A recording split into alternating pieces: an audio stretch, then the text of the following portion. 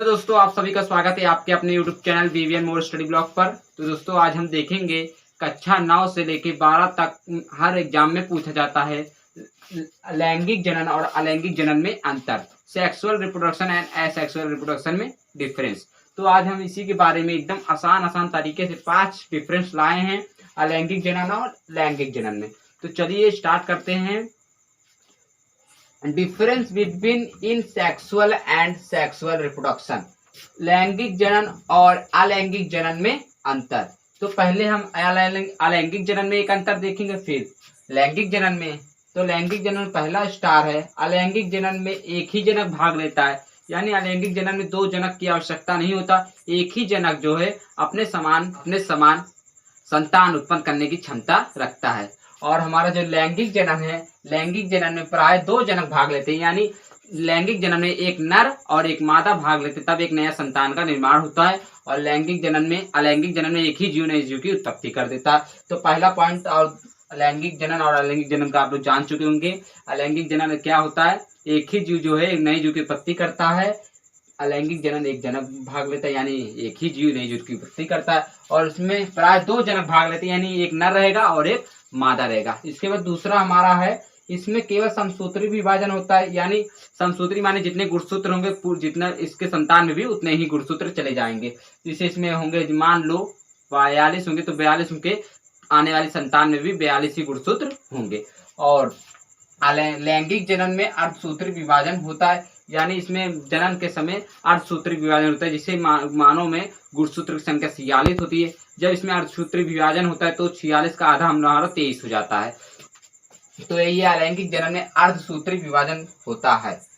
अर्धसूत्री विभाजन यानी जनन के समय आधा युग्मक हो जाता है। इसके बाद युग्मक का, इसमें अलैंगिक जनन में युग्मक का निर्माण नहीं होता है। अलैंगिक जनन में युग्मक का निर्माण नहीं होता है, बिना युग्मक के ही एक नए संतान की उत्पत्ति हो जाता है।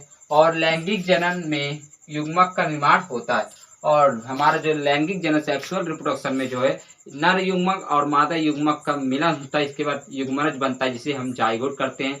जाइगोट विकसित होकर भ्रूण में बदलता है और भ्रूण विकसित होकर नए संतान में बदलता है। तो यही बताया गया है, लैंगिक जनन में युग्मक का निर्माण होता है, युग्मक के निर्माण से ही एक नई संतान का उत्पन्न होगा। इसके बाद अलैंगिक जनन का चौथा पॉइंट हमारा है, इसमें आनुवांशिक विभिन्नताएं नहीं हो पाई जाती, यानी जब इसमें युग्मक का निर्माण ही नहीं हो रहा तो आनुवांशिक भिन्नताएं नहीं पाई, जिससे एकदम माता पिता के समान इनके संतान बनेंगे। और इसमें आनुवांशिक विभिन्नताएं पाई जाती है, यानी इसमें अपने माता पिता के समान नहीं बनेंगे, थोड़ा डिफरेंस बनेंगे। ओके। इसके बाद हमारा ये एक कोशिकी होते हैं, इसमें केवल एक कोशिका होती है, एक से अधिक कोशिका नहीं होते, एक ही कोशिका से इनका पूरा शरीर जो है बना होता है। और हमारा जो लैंगिक जनन है ये बहुकोशिकी होते हैं, यानी इसमें जो जीव आते हैं एक से अधिक कोशिका से मिलकर बने होते, हर एक पार्ट में एक कोशिका पाई जाती है, तो ये बहुकोशिकी होते हैं। और हम देख ले एक कोशिकी के उदाहरण जैसे प्रोटोजोआ हो गया और मोनेना जगत, प्रोलिफेरा जगत आदि में जो है एक कोशिकीय जीव होते हैं। इसके बाद हमारा लैंगिक जनन बात कर ले तो कार्ड डेटा, यानी जिसमें रीढ़ की हड्डी होंगे वो लैंगिक जनन में आएंगे, और कशेरुकी जानवर जंतु इत्यादि हमारे लैंगिक जनन में आते हैं। तो ये हमारे हैं लैंगिक जनन के अंतर। एक बार हम स्पीड में देखते हैं, इसके बाद वीडियो को समाप्त करते हैं। अलैंगिक जनन में एक जनक भाग लेता है, केवल एक जनक से ही नई उत्पत्ति होता है संतान का।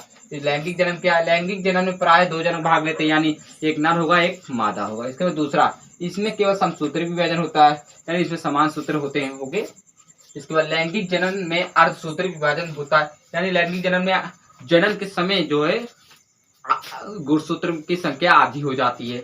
इसके बाद युग्मक, इसमें युग्मक का निर्माण होता है। लैंगिक जनन में युग्मक का निर्माण नहीं होता है, बगैर युग्मक के ही इसमें संतान की उत्पत्ति होता है।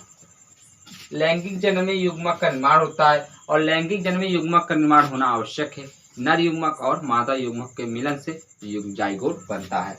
इसके बाद हमारा चौथा पॉइंट, इसमें आनुवांशिक विभिन्नताएं नहीं पाई जाती, यानी जब इसमें युग्मक का निर्माण ही नहीं होगा, एक ही जीव से नई जीव की उत्पत्ति हो जा रहा है, तो इनमें आनुवांशिक विभिन्नता नहीं पाई। जैसे उनके पेरेंट्स रहेंगे एकदम उसी प्रकार उसके आने वाले संतान होंगे। और इसमें आनुवांशिक विभिन्नताएं पाई जाती है, जैसे हर सभी लोग देखते होंगे जो है सभी जो बच्चे होते हैं, संतान होते हैं, वो अपने माता पिता के एकदम समान नहीं होते, थोड़े से डिफरेंट होते। बस यही बताया गया है।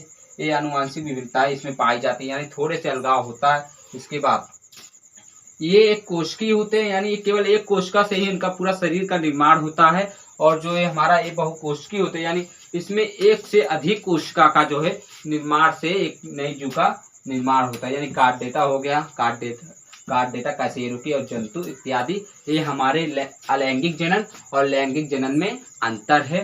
तो आप लोग को ये वीडियो कैसे लगा, आशा है कि अच्छा लगा होगा। अच्छा लगा तो वीडियो को लाइक करें, चैनल को सब्सक्राइब करें, ज़्यादा से ज़्यादा शेयर करें। जय हिंद, जय भारत।